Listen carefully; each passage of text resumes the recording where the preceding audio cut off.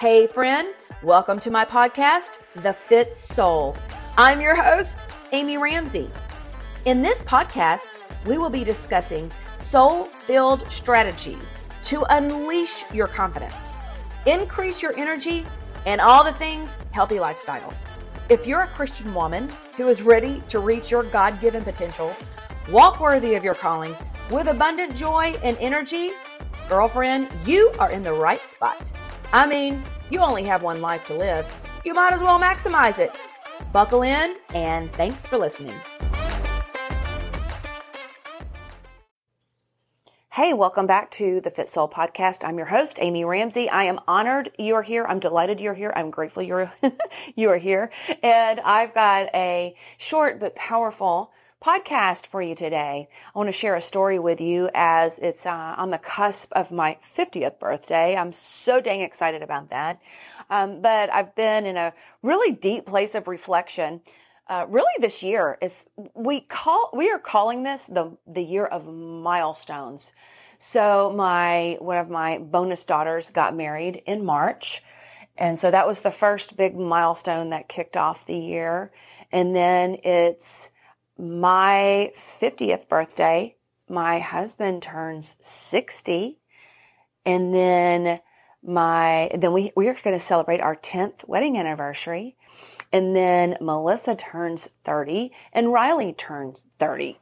Like, there's so many things. And we even have another fun milestone that I can't share yet.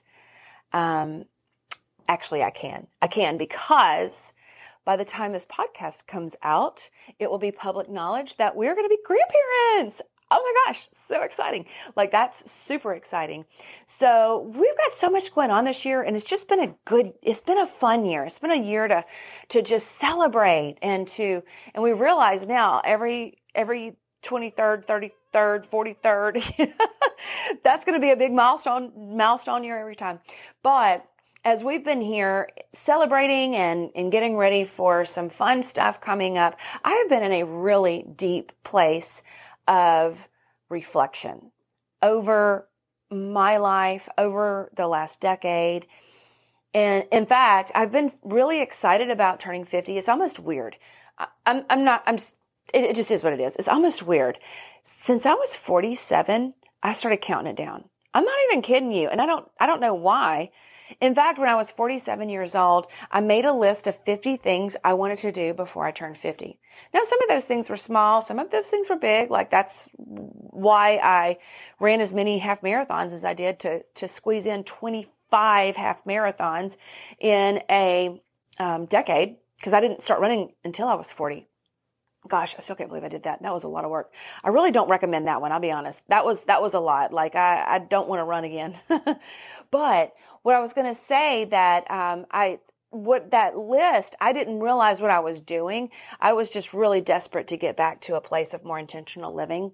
When I wrote that list, my life was a little bit out of control. I was way too busy, way too distracted. And that was my way of getting closer to my values. And as I started to accomplish those things on my list, and some of them were little, like, they were just little. Send certain people a handwritten letter. It was some small things, but in that process, I started to get closer to my values, and I started to get back to me and back to an intentional lifestyle, which was so important for me. So in this last decade, okay, there's a lot to unpack here. In this last decade, I really realized I could summarize this last decade with a simple sentence. And it's this: I found myself. I was so lost. I was so broken. I was so battered. I was so bruised. When I kind of stammered into my 40s, my 40th birthday. I was a hot mess.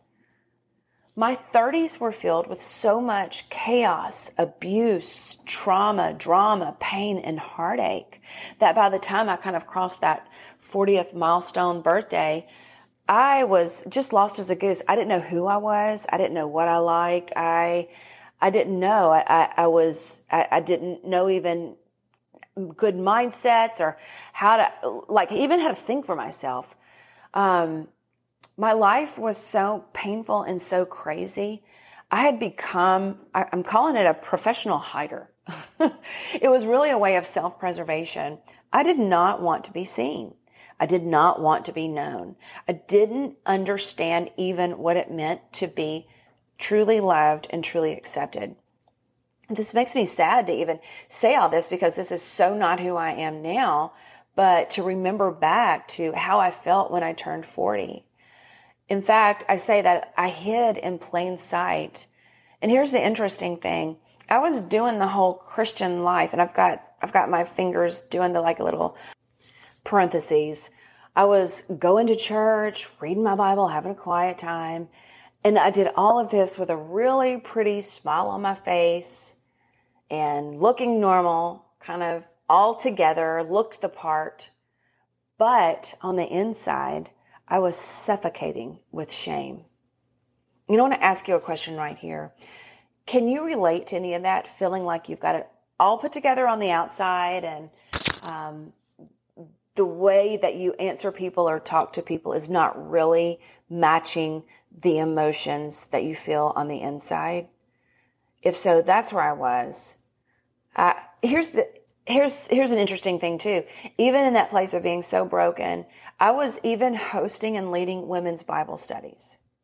All the while, I was still hiding and shrinking, not allowing myself to be fully known in those situations. I have natural leadership ability, so it was almost easy to get people to talk and to have them talk about themselves. And I still hid in plain sight. I was such a good hider, and I would also divert conversation. Somebody would ask me about me, and I would smile and give a real quick little answer, and I just had mastered the art of being able to turn a conversation around and ask someone about themselves. And most of the time, people never even hesitated because people really, you learn this in sales, people like to talk about themselves. And so I just took that, and really it's a form of manipulation. But I was a professional hider.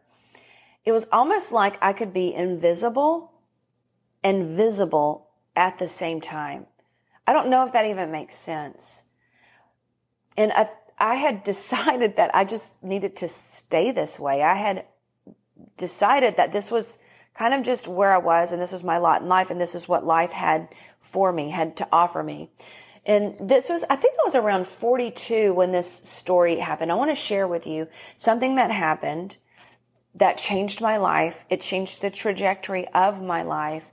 It started a brand new journey for me. And it's a short story, but it's a powerful one.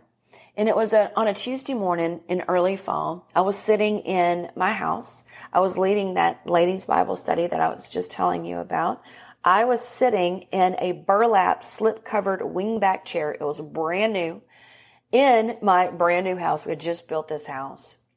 I was facilitating this ladies' Bible study, and there was one woman, I'll never forget this. She sat across the coffee table from me, catty corner, and she had some really hard situations going on in her life, and she was sobbing. And in that moment it was like this heavy moment, I knew that I actually, because of the experiences of my past, I knew that I could offer her hope with some of the things that had happened to me in my past.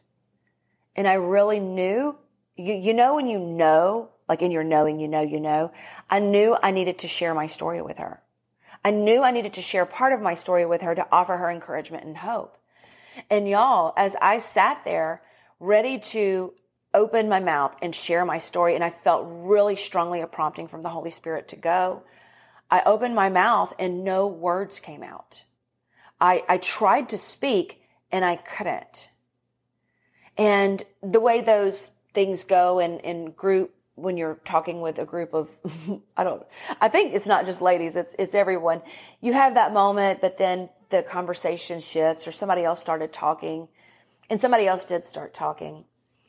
And in that moment, it's almost like time stood still for me, because I was really disappointed with myself. I was really disappointed that I didn't speak up. I didn't use my voice in that situation. And then this whole, my very familiar shame beat up cycle started. And it was in this time, in this moment, like time kind of stood still. These ladies were talking, like they were still in motion. But for me, that moment, I sat there and I had a healing word from the Lord that literally shifted my life. Now, this wasn't an audible thing. I didn't hear it out loud, but it was at this point the strongest I had ever heard God and powerful. It was so powerful to me, and it was so simple, and it was so profound. And here's what I heard, and it was so kind. Gosh, it just chokes me up. I may cry. Is, Amy, you will know you're healed when you can share your story with no shame. That's simple. There was two things in that. And it was so kind.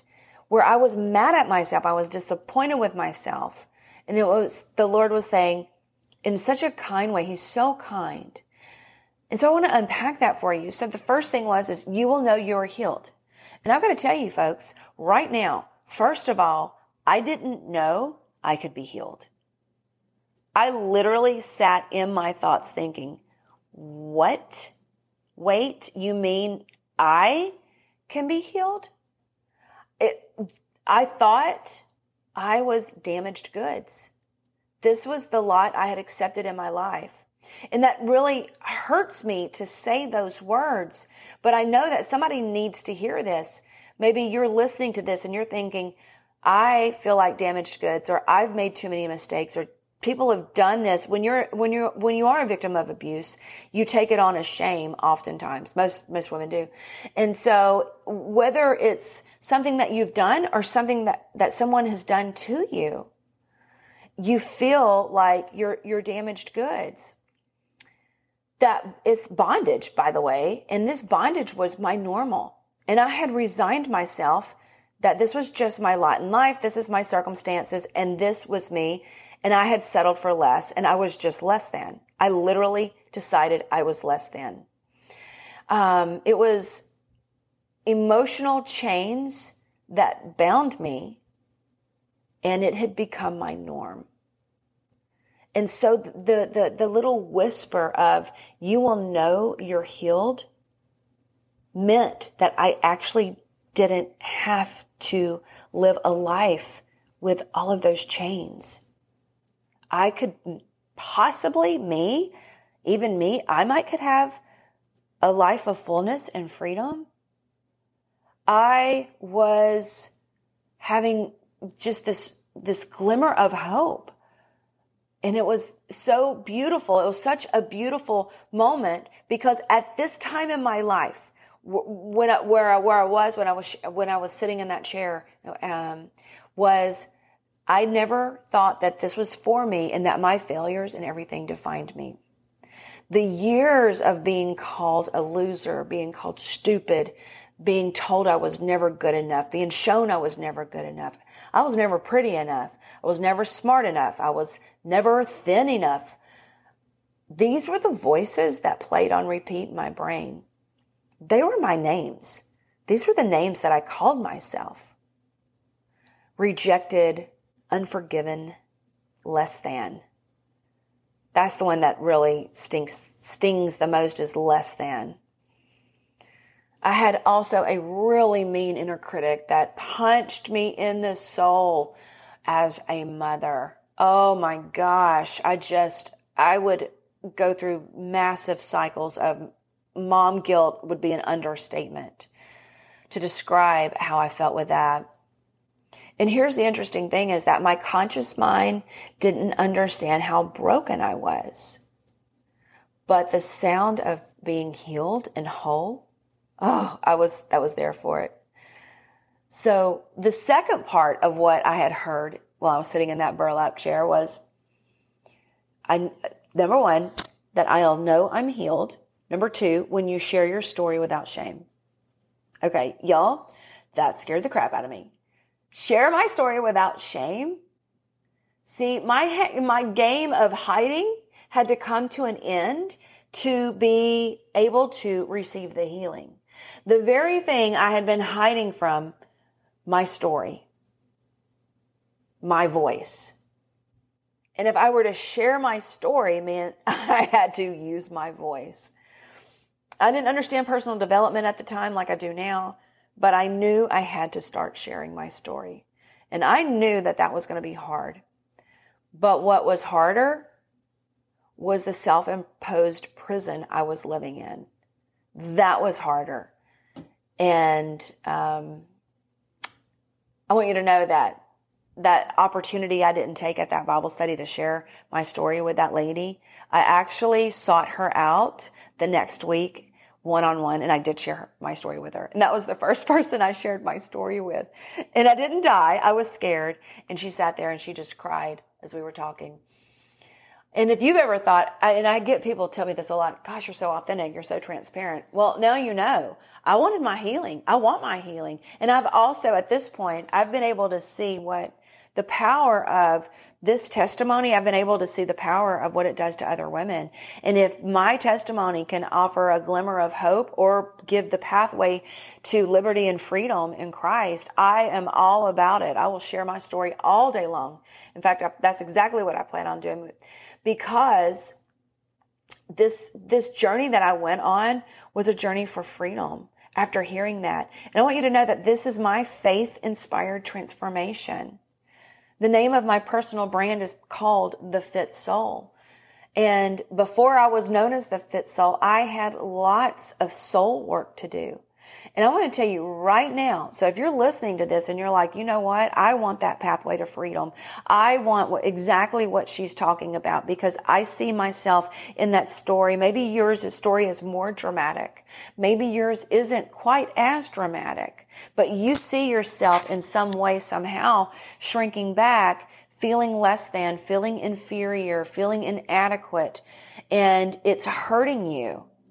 And you feel like you're in that self-imposed prison. I want you to know there is a better way. God has more for you. And this is exactly the work that I do now with women in my coaching programs and my one-on-one work and in my Facebook groups, any of it. This is the work that I can't not share, if that makes sense. So my process of getting where I am now was messy.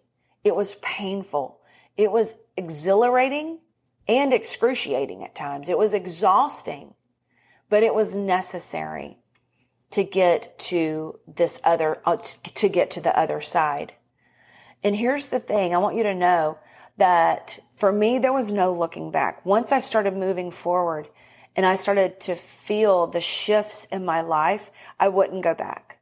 And I want to share with you that it may be that taking that first step is the very hardest step that you take. And it's scaring you to death. I want you to know that it's just the getting started. And oftentimes, and this is with anything, just I guess a little caveat here. This is it with any habit, with any healthy habit you're trying to create in your life, whatever. Just getting started is the hardest part. So here's the thing. Only God has the power to transform beauty from ashes. And that's exactly what he did in this last decade of my life. Oh, it just makes me so emotional. This last decade has definitely been a journey from a broken and fearful woman at the age of 40 to this healed and whole woman that I have become at age 50. I am becoming. I'm going to continue to evolve into becoming all that God wants me to be, what he's calling me to be. Not perfectly, but imperfectly, with grace, strength, and dignity. And I want to encourage you to do the same thing too. Evolve. I want to, as a coach, I want to call you forth. I want to call you higher into the highest calling that God's calling you to. I was really thinking about this over the last month or so. Just what am I leaving behind in my 40s? What do I not want to take forward to me in this next year, this next decade of my life? And the number one thing that just came to my mind was giving power to my past. I'm done with that. I'm also done with allowing others to identify me. I know where that comes from now. That only comes from God. I am who he says I am. I'm also giving up this, I'm leaving this behind, is living up to the expectation and others' opinions of me. It doesn't matter what others think. I've got an audience of one, and my life is to bring glory and honor to Him. And in doing that, my calling is to walk in love and service of others. But the people pleaser, she gotta go. I ain't got time for that no more. Man, that was weighing me down.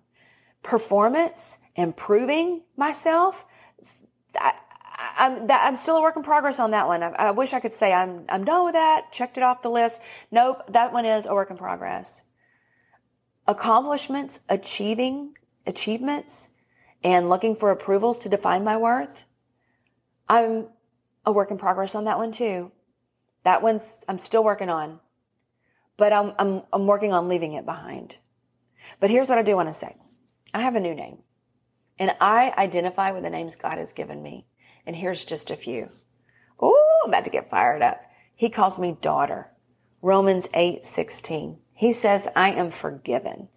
Colossians 1:13 through 14. I am healed. 1 Peter 2:24, loved. John 3:16, precious. 1 Peter 2:4, royalty. Romans 5:17, accepted. Ephesians 1:6, cherished. Isaiah 43:4, chosen. Colossians 3:12, and a masterpiece. Ephesians 2:10. In fact, he also calls me his ambassador. That's 2 Corinthians 5:20. And as his ambassador, I am walking worthy into my 50s and boldly sharing my faith-inspired transformation. Why? It's my mission. Helping women break free of the chains and experiencing freedom and liberty. This is my calling, my higher purpose, and I will be faithful to steward this call well. Listen, the harvest is ripe and the workers are few. The stakes are too high not to live a life of intention and not to run this race well. I want to steward this call well. So, beautiful ashes. That is what I feel like this decade has given me, this last decade of my life. Beautiful ashes. To God be the glory. And I pray and hope that this encourages you as well to find yourself where you have those broken pieces, to bring awareness to it. If you're not walking in a peace, and peace is a byproduct of being with God and understanding who you are and who God is. And for a lot of us, there's work to do there. There's letting go of broken beliefs. There's letting go of limiting beliefs. There's letting go of brokenness of who we think God is. And over here on this side, it's so beautiful. It is so beautiful. This is exactly what we talk about, we teach. I teach other women. And if you want more of that, reach out to me, DM me. You can look in the show notes here. I've got all sorts of things all over the place, but this is my passion. So I love you guys. That's a wrap for this week. And, I am off. We are off to celebrate. I am ringing this year of Jubilee. I have taken it seriously, and I've got a party planned. All I wanted to do was spend time with my friends and my family and to celebrate life. And so that's what I plan on doing. And I encourage you too, as well, as milestones come up in your life, that we celebrate those things. So 50 and fabulous, here I come. Thanks for joining me today on this episode of the Fit Soul podcast. I truly appreciate you. And gosh, I would love it if you would share this podcast. It helps me so much when you do, if you share it with your friends or even put it in your stories. I appreciate it more than you'll ever know. Be sure and tag me though, so I can see it.